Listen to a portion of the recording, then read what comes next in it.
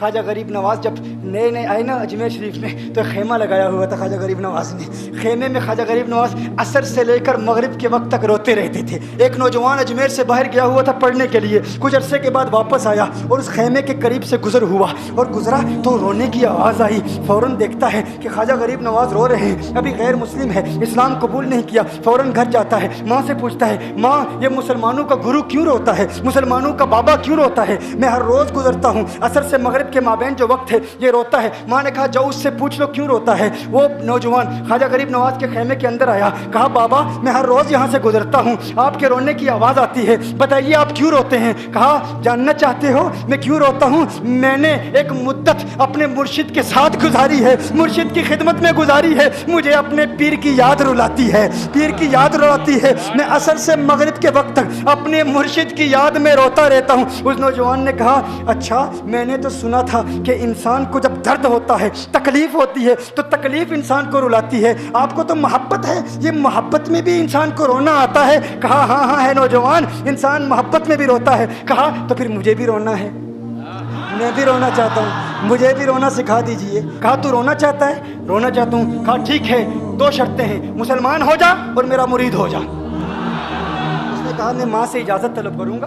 ماں کے پاس گیا اجازت لینے کے لیے. ماں نے کہا تو ضدی ہے, جب تو ارادہ کر لیتا ہے, جو ارادہ کرتا ہے تو پورا کرتا ہے, جا جو کرنا چاہتا ہے کر لے. خواجہ غریب نواز کے بارگاہ میں حاضر ہوا, عرض کرتا ہے بابا میں پھر مسلمان ہونا چاہتا ہوں, مجھے مرید کر لیجئے. خواجہ غریب نواز نے مرید کر لیا, خواجہ غریب نواز کا مرید ہو گیا. اب خواجہ غریب نواز نے کہا اب وقت سارا میرے ساتھ گزرے گا, ناشتے کے وقت خواجہ غریب نواز کے ساتھ, سحری کے وقت خواجہ غریب نواز کے ساتھ, سحر کے وقت خواجہ غریب نواز کے ساتھ, پورا دن اسے خواجہ غریب نواز کے قرب کی کچھ ایسی عادت ہو گئی, خواجہ غریب نواز کا دیوانہ ہو گیا, ان کا عاشق ہو گیا. کچھ عرصہ گزرا, خواجہ غریب نواز نے فرمایا اب تیرے لیے 3 دن کی چھٹیاں ہیں, 3 دن کے لیے چھٹیاں ہیں, 3 دن کے لیے چلا جا.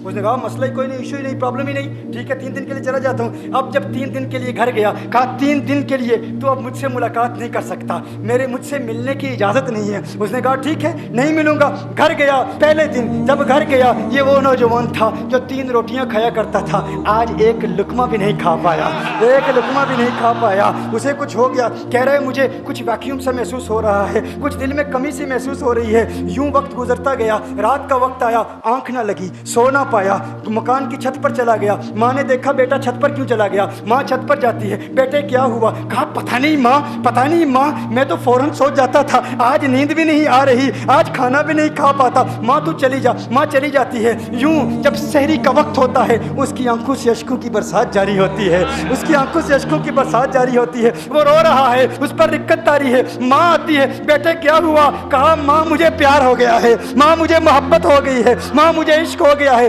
جا غریب نواز کے پاس, کہا مجھے بلا لو. اب یہ جدائی برداشت نہیں ہوتی, اب مرشد کی جدائی برداشت نہیں ہوتی. ماں فوراً خواجہ غریب نواز کی بارگاہ میں حاضر ہوتی ہے. کہا میں نہیں جانتی ہے مسلمانوں کے بابا, تو نے میرے بیٹے کو کیا دے دیا, تمہارا تعلق نہیں سمجھ پاتی, تمہارا رشتہ نہیں سمجھ پاتی, لیکن وہ تو رو رہا ہے, کہتا ہے واپس بلا لو. خواجہ غریب نواز نے کہا نہیں نہیں ابھی وقت نہیں ہے, میں اپنی زبان میں کہتا ہوں. گویا کہ خواجہ غریب نواز نے کہا ہوگا ابھی تو ابتدائی عشق ہے, روتا ہے کیا, آگے آگے دیکھ ہوتا ہے کیا. تیری تمنا تھی, تیری خواہش تھی کہ محبت میں رونے کی عادت ہو جائے, ابھی تو ابتدا ہے. ماں کو واپس بھیج دیا, کہا واپس چلی جا. اسے کہا ابھی اجازت نہیں ہے, وہ واپس چلی جاتی ہے. بیٹے کو بتاتی ہے کہ ہے میرے بیٹے, وہ تو اجازت نہیں دے رہا. کہا ماں سن لے, اب اگر نہ بلایا تو میں مر جاؤں گا, یہ محبت مجھے مار ڈالے گی. ماں اگر مجھے زندہ دیکھنا چاہتی ہے تو میرے مرشد کو راضی کر لے, میرے مرشد کو بتا دے اب یہ جدائی برداشت نہیں کر سکتا. ماں فوراً غریب نواز کی بارگاہ میں حاضر ہوتی ہے. کہا ہے غریب نواز کرم فرمائیے, مجھ ماں کی تمنا ہے, مجھ ماں کی آرزو ہے, وہ مر جائے گا. کہا ماں کی تمنا ہے, تیری بات مانتا ہوں, جا اسے واپس بھیج دے. وہ فوراً بھاگتا ہوا خواجہ غریب نواز کی بارگاہ میں حاضر ہوتا ہے. اس وقت خواجہ غریب نواز اپنے مریدوں کو درس دے رہے ہیں, ایک مجمع لگا ہوا ہے. وہ فوراً خواجہ غریب نواز کے دروازے پر کھڑا ہوتا ہے اور پھر مرید یہ منظر دیکھ رہے ہیں. خواجہ غریب نواز کو دیکھتا ہے, خواجہ غریب نواز اسے دیکھتے ہیں. اور میں نے کہا تھا نا نگاہ مست ملائی تو میں پلا کے اٹھے, جہاں وہ بیٹھ گئے میں قدا بنا کے اٹھے. خواجہ غریب نواز نے اس کی آنکھوں سے آنکھیں ملائی اور پوچھا اب پتا چلا محبت میں رونا کیسے آتا ہے, اب پتا چلا. اس نے کہا ہے غریب نواز کرم فرمائیے. فوراً غریب نواز نواز کو پکارتا ہوا غریب نواز کے قدموں میں آ گرا، غریب نواز کے قدموں سے لپٹ گیا۔ اب مریدین اس منظر کو دیکھ رہے ہیں اور حیران ہو رہے ہیں کہ صرف وہ مرید ہی نہیں رو رہا، سارے مرید رو رہے ہیں، اس پیار کے رشتے کو دیکھ رہے ہیں۔ اور پھر ایک عجیب و غریب منظر، خواجہ غریب نواز نے کہا آج رات تو نے کھانا کھایا تھا؟ کہا نہیں کھایا تھا، نہیں کھایا تھا۔ خواجہ غریب نواز نے فرمایا میں نے بھی نہیں کھایا تھا، میں نے بھی نہیں کھایا تھا، میں نے بھی نہیں کھایا تھا۔ پھر خواجہ غریب نواز نے فرمایا آج رات سویا تھا؟ کہا نہیں سویا تھا۔ کہا آنکھ مجھے بھی نہیں لگی، نیند مجھے بھی نہیں آئی۔ یہ منظر سب مرید دیکھ رہے ہیں، وہ مرید بھی رو رہا ہے اور خواجہ غریب نواز کی آنکھوں میں اشکوں کی برسات جاری ہے۔ یہ وہ رونے والوں کا مقام ہے۔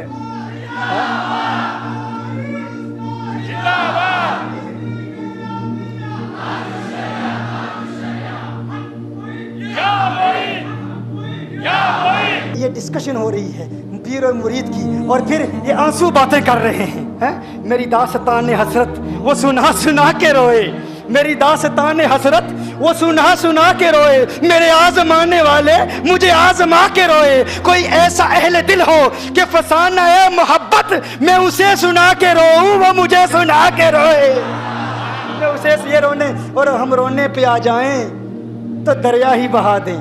یہ چشتیوں کا رونا ہے، ہم رونے پہ آ جائیں تو دریا ہی بہا دیں۔ شبنم کی طرح ہمیں رونا نہیں آتا۔